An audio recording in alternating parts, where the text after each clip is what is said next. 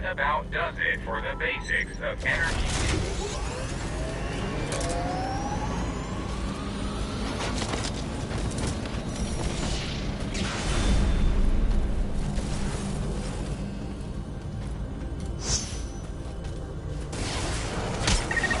Wormhole digger is running. Enemy detected. Protect the digger.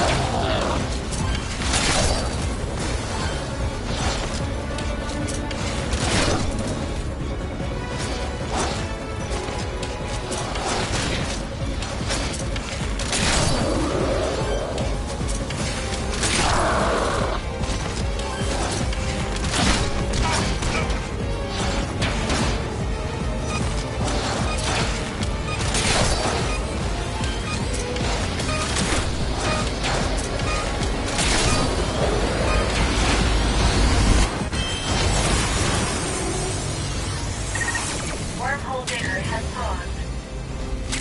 Prepare your defenses before the next digging sequence begins.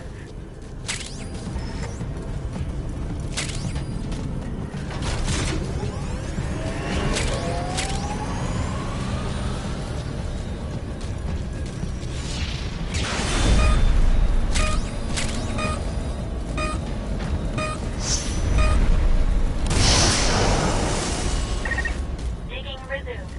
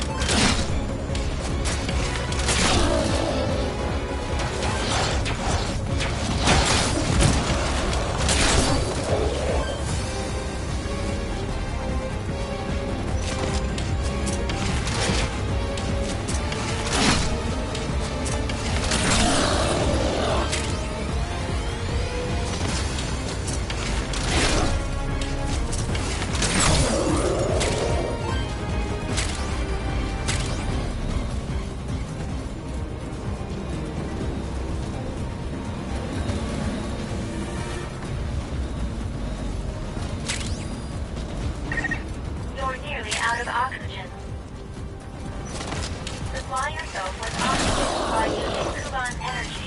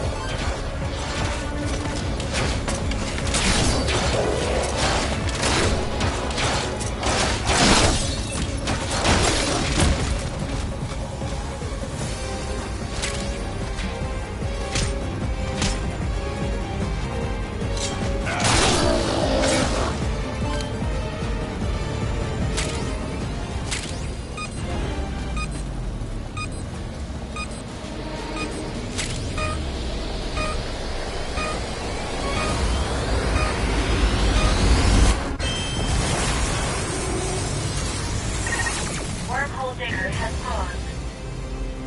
Harden defenses to ensure the next dig goes smoothly.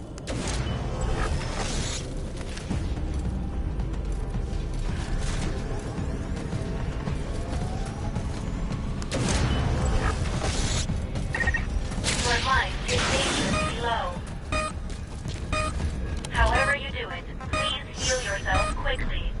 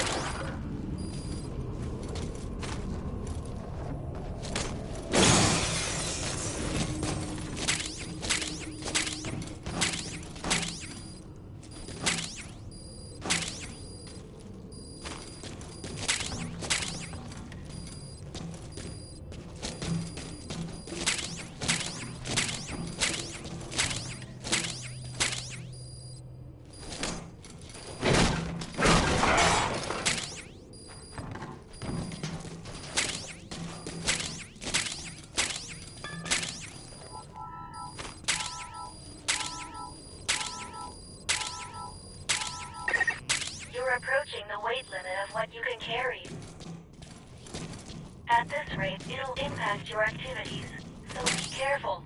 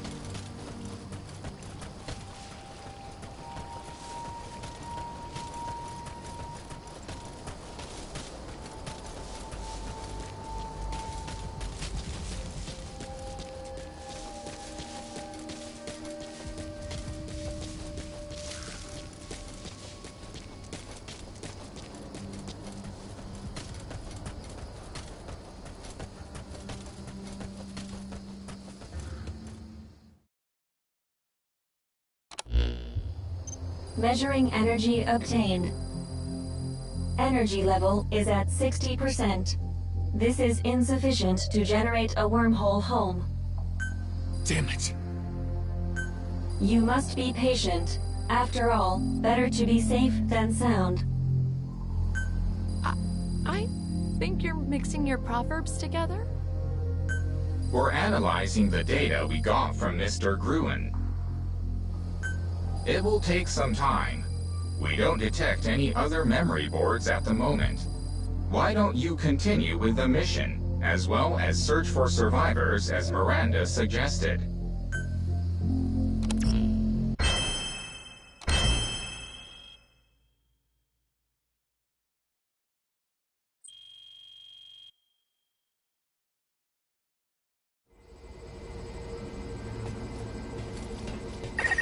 It's going to take a little longer to finish going through Gruen's data.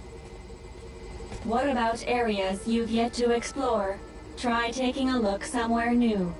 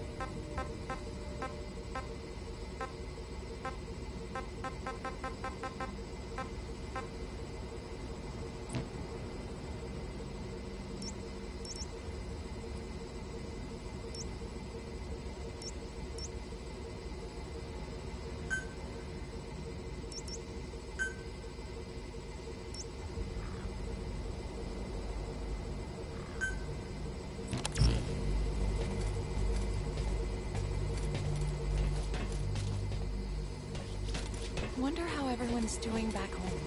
It's kind of a worry.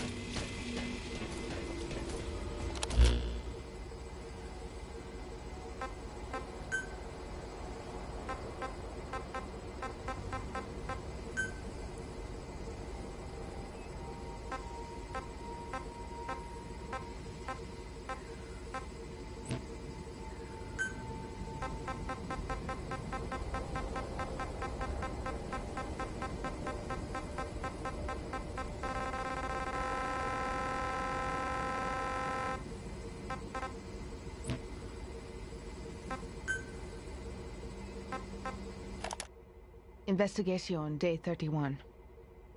Our communications with headquarters have been unstable lately.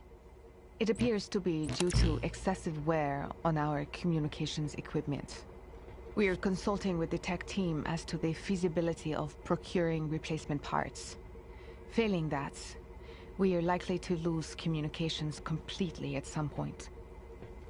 On the other hand, our research into the Wanderer's ecology is proceeding quite well. One thing we learned is that they seem to possess a shared consciousness. That would definitely explain everything we observed so far. This was one of our most recent discoveries. We captured one and tried to take it back with us, but other nearby Wanderers immediately began to converge on us, almost as if our prisoner had given off some kind of distress signal.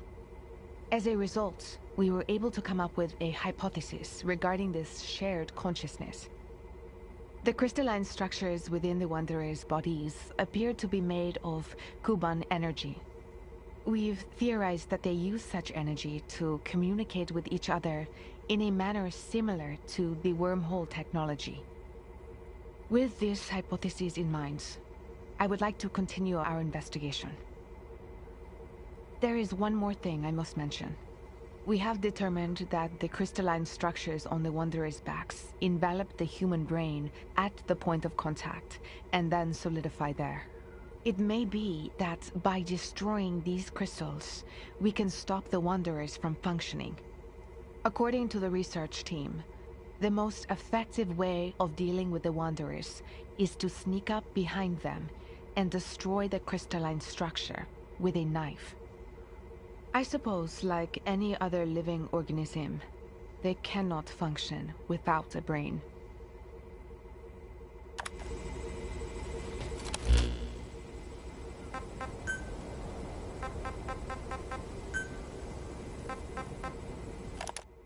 It has been 10 days since we lost pretty much all communications with headquarters. We have no timetable for the necessary repairs, so, on my authority, the Karen Corps is continuing its research. Unfortunately, there is data we need from headquarters, which means our research has basically come to a standstill. At any rate, I suppose I should record the latest developments in our investigation. First, we detected a response to Kuban energy from the dust around the base camp. If we can continue our research, we may be able to harvest Kuban energy from it. We have also found areas rich in Kuban crystals, so our efforts to harvest Kuban energy, as well as increase production of devices that utilize it, look promising. We should be able to obtain all we need that way. As for the Wanderers, our current concern is their relationship with the dust. Since we've detected Kuban energy within both of them, there definitely seems to be some sort of connection. When humans who have become Wanderers absorb the dust, perhaps the Kuban energy therein crystallizes within their bodies. We'll need to study this possibility in more detail. At any rate, we finally found a much more effective way of obtaining Kuban energy than directly harvesting it from the Wanderers. This is a major advance. While the proposed devices that utilize Kuban energy have their uses, the wormhole transporter is the one that fascinates me the most. A functioning transporter would greatly expand the scope and reach of our research team. We also need to accelerate our deployment of the skilled trainer, which has been stuck in the inspection phase. But I still do not understand how Good Luck ever conceived such devices. The ability to instantly transport matter or physically enhance the human body. That sounds like science fiction. Furthermore, they were both developed in such a short time, despite the fact that they use Kuban energy, an energy source we know almost nothing about. I am beginning to wonder, will I ever be able to match his talent?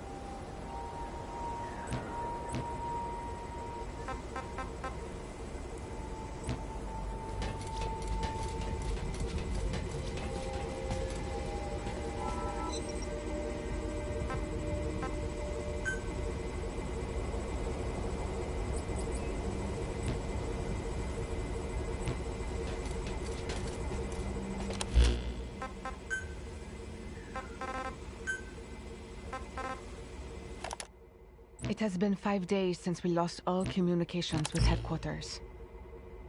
Furthermore, we've lost a considerable number of people to the Wanderers.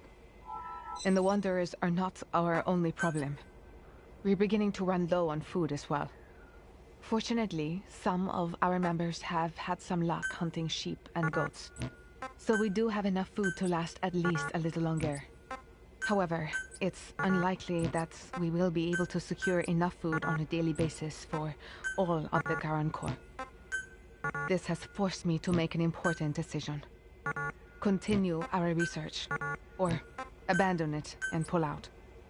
Yet, I know that if we go back now, it will be some time again before we are ever able to return. No, it is more likely that we would never make it back here again.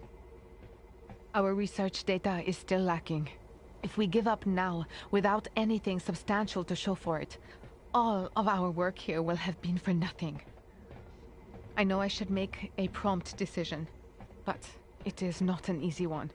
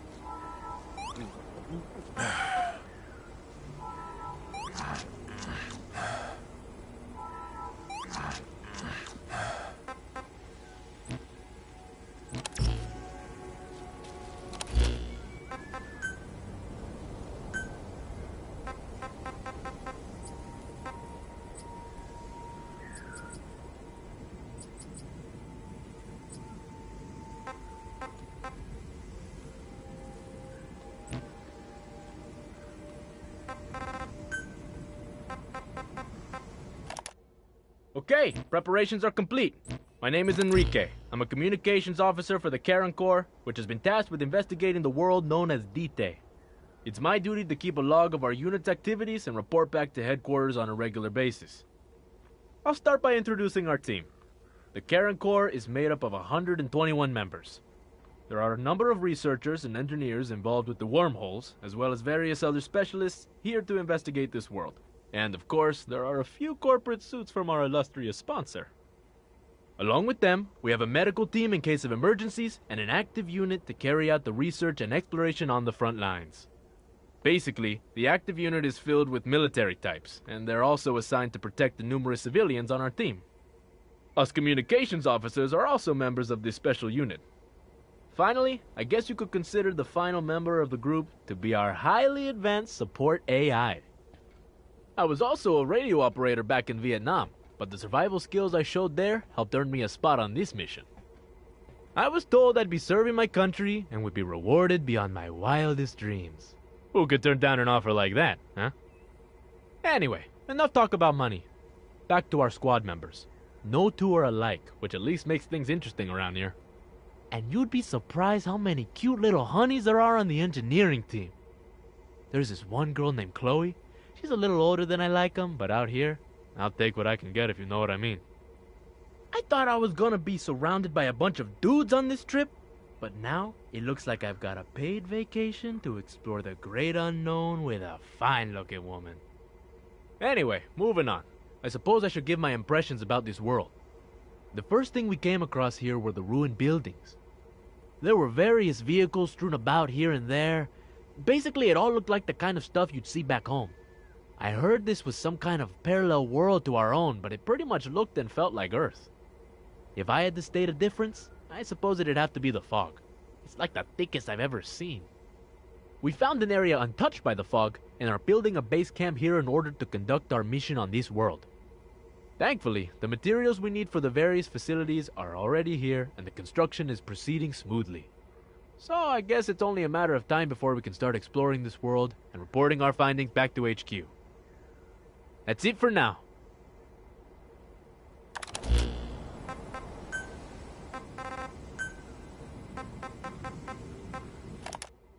I'd like to go over the mission that has been assigned to the Karen Corps. Basically, our squad received a mission at the request of a certain organization. The aim of this organization is to establish viable wormhole technology. So the purpose of this mission is to recover Kuban energy and carry out research on the world of Dite and its inhabitants, which are known as Wanderers. In addition to that, my unit's also been tasked with eliminating any threats posed by said Wanderers. However, there's no doubt there's more to this mission than what most of us have been told. The space race has lost considerable steam lately, leading many to believe that the US and the Soviet Union will engage in joint experiments in the near future. Naturally, the US is hoping to take the leading role in any such developments. If America can perfect the wormhole technology first, it'll be in prime position to take the lead. That has caused some people to get rather worked up, and the usual conspiracy theories abound. Then again, where there's smoke... Plus, I've got my own theory as to what's going on. Hear me out. With the ink on the Biological Weapons Convention barely dry, this serves as a sort of loophole that could allow a nation to do an end run around the treaty in order to obtain a new type of biological weapon.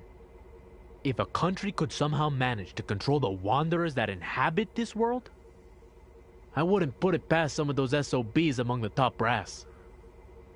Under the veil of total secrecy, I've been given a special assignment. I was ordered to capture a wanderer alive and take it back to our world. See?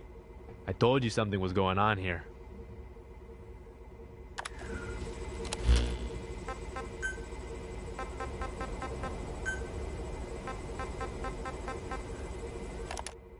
What we originally thought was fog upon arriving on this world is actually made up of minute particles and is apparently better referred to as dust. It's difficult to see through this dust, and it also makes it difficult to breathe properly.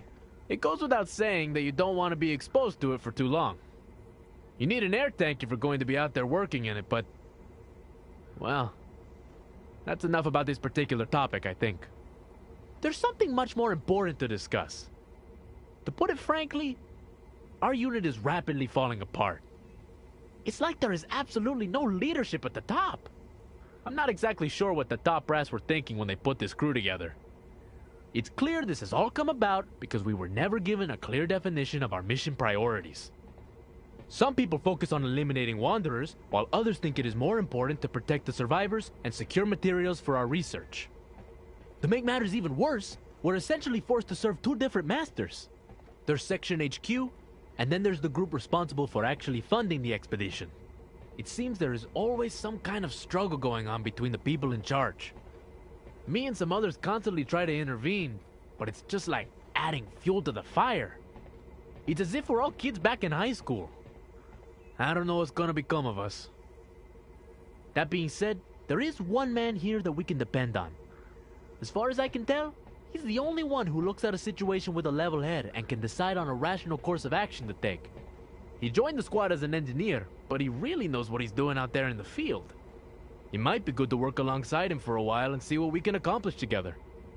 Maybe I can get him to help me restore order to the team as well. There's just one problem. He's not exactly the chatty type. In fact, he barely says a word.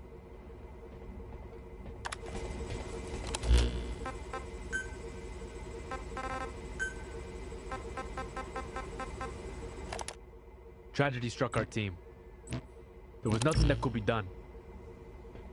A man was badly injured after being attacked by wanderers out in the dust. However, the air tanks of the other members were depleted and they had no choice but to return to base. Even worse, we're unable to contact HQ at this time, so there's even more confusion than usual around here. This won't be the last of the casualties if we continue with our mission. The mission and that secret task that I was assigned. Capture a wanderer and return it to our world. Is that really something we should even consider? Taking one of those things back with us? There's so many of them. Probably more than we can even count. We've got no idea how they reproduce either. If left unchecked, they could just keep on spawning for eternity. Aside from that, there's something else that keeps me up at night. I really don't know how to say it, so here it is. I saw some kind of giant creature. It happened when I was out on patrol. I came across it completely by chance. This thing was so big and terrifying that it made all of these other creatures look harmless in comparison. The wormhole has brought all kinds of things to D-Day. I imagine this thing is no different. Whatever the case, if it ever decides to attack us, there's not much we can do. I quickly returned to base camp and reported the matter to my captain. Then I took a group of men and led them to where I saw the creature. However, it was nowhere to be found. My captain said that my visibility was reduced by the dust and it must have been a rock or a mountain or something. But I know what I saw. It's out there somewhere. And I know it's only a matter of time before it attacks. At any rate, we need Chloe to get that device up and running ASAP. If what they say is true, it will at least make things somewhat easier for the squad.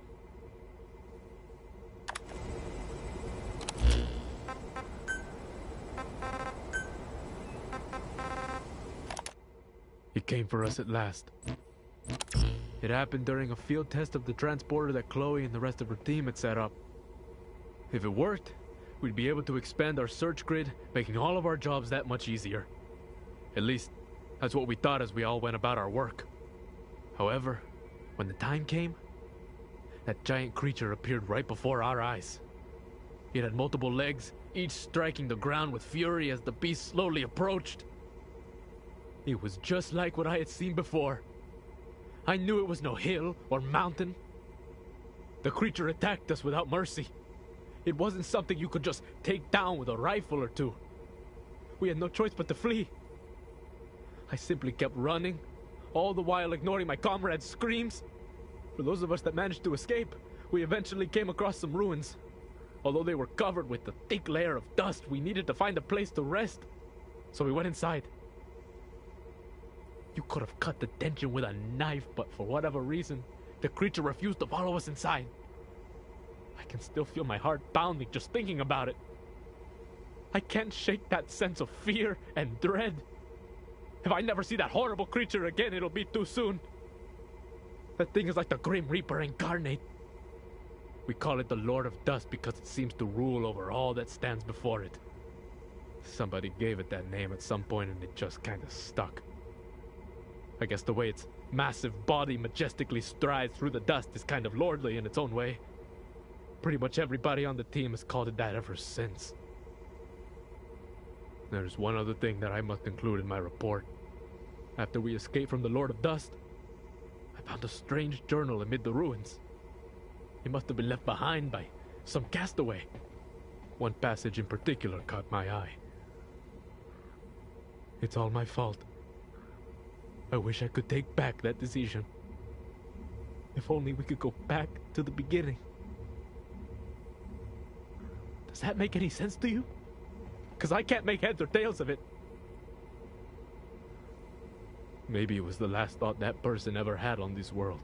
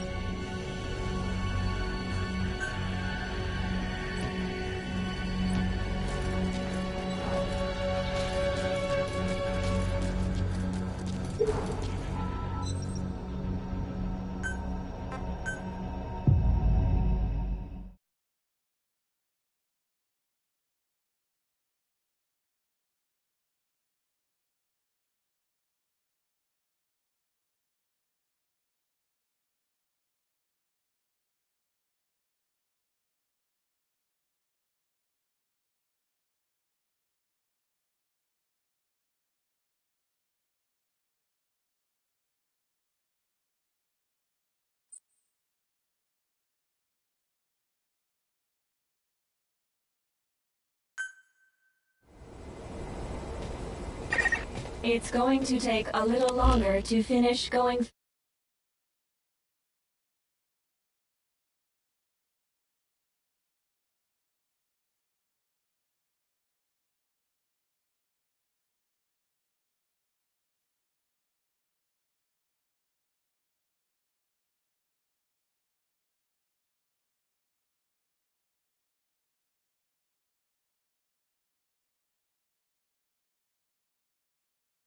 data. What about areas you've yet to explore? Try taking a look somewhere new.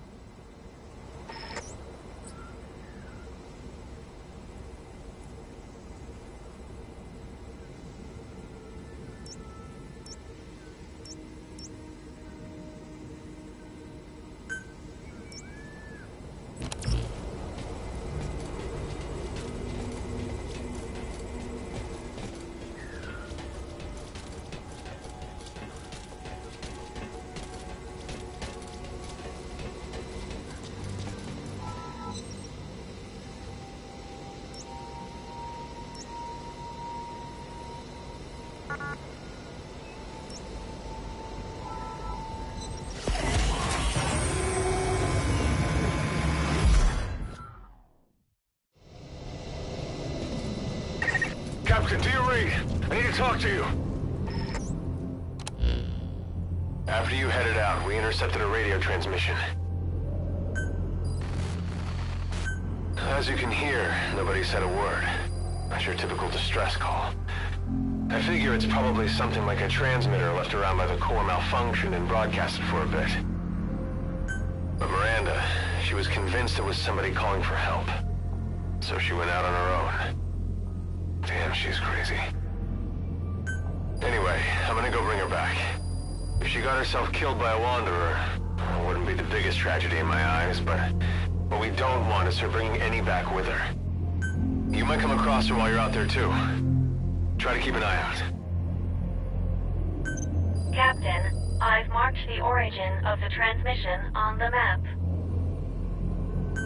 Despite what Mr. Reeves said, Miranda's medical expertise makes her an invaluable human resource. You should go rescue her.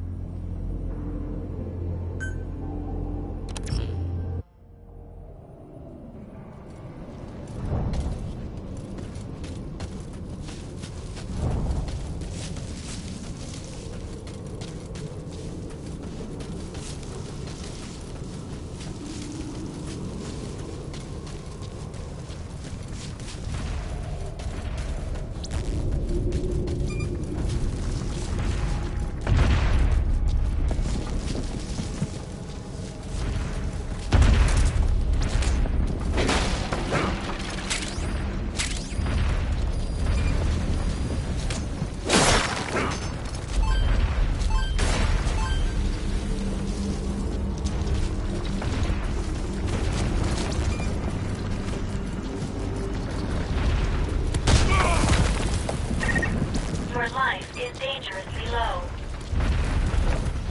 However you do it, please heal yourself quickly.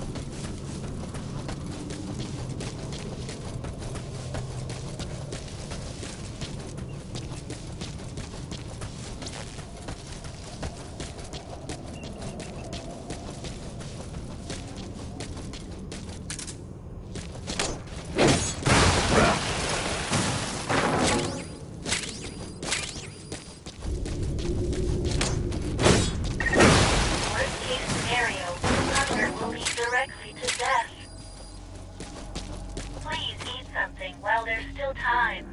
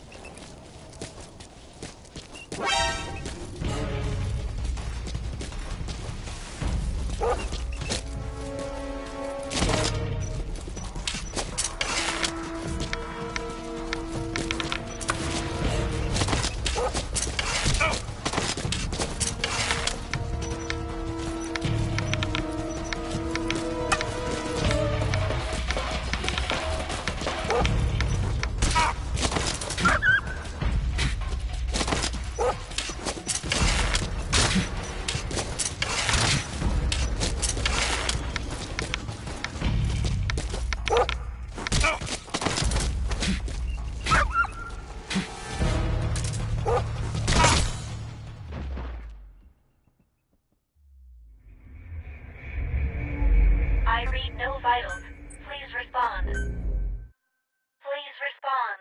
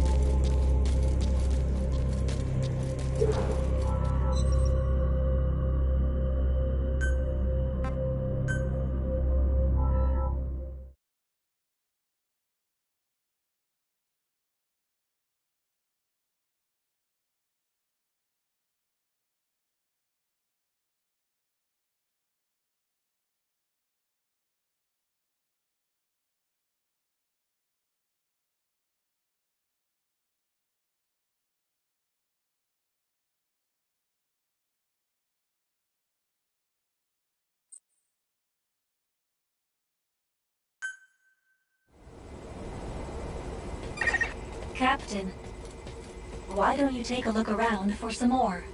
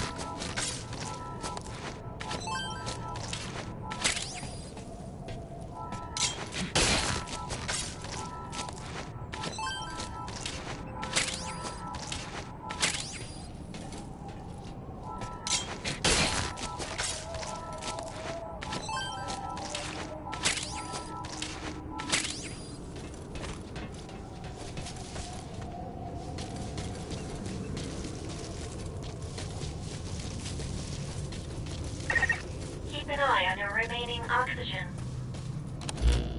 Captain, supply yourself with oxygen by using Kuban energy. You can supply yourself with oxygen from your iDroid.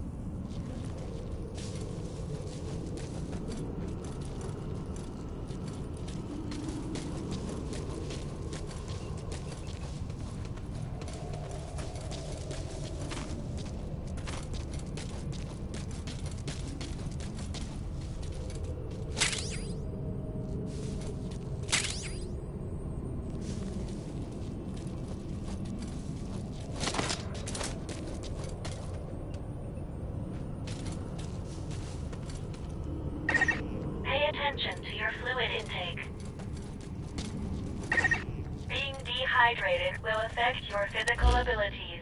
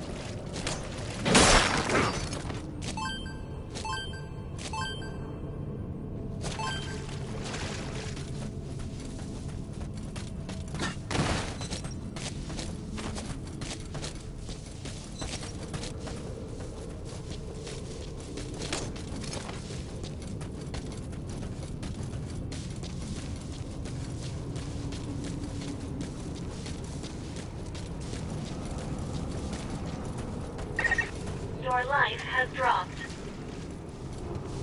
You should secure your immediate surroundings and then heal yourself.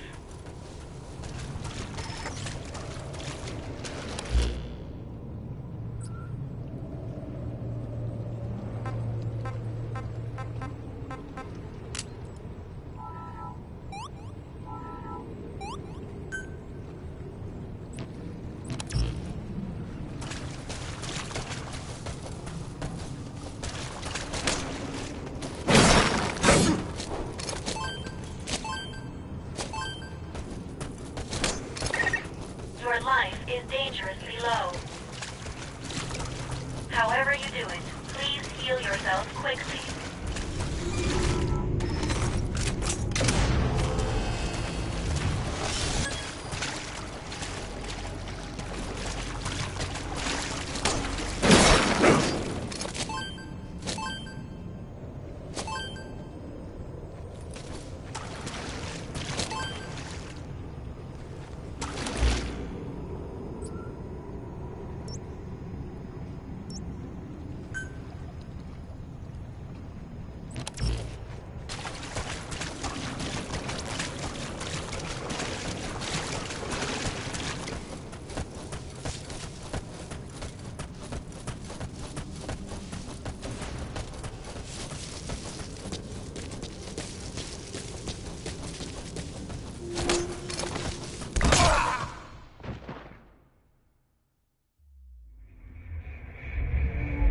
I read no vitals.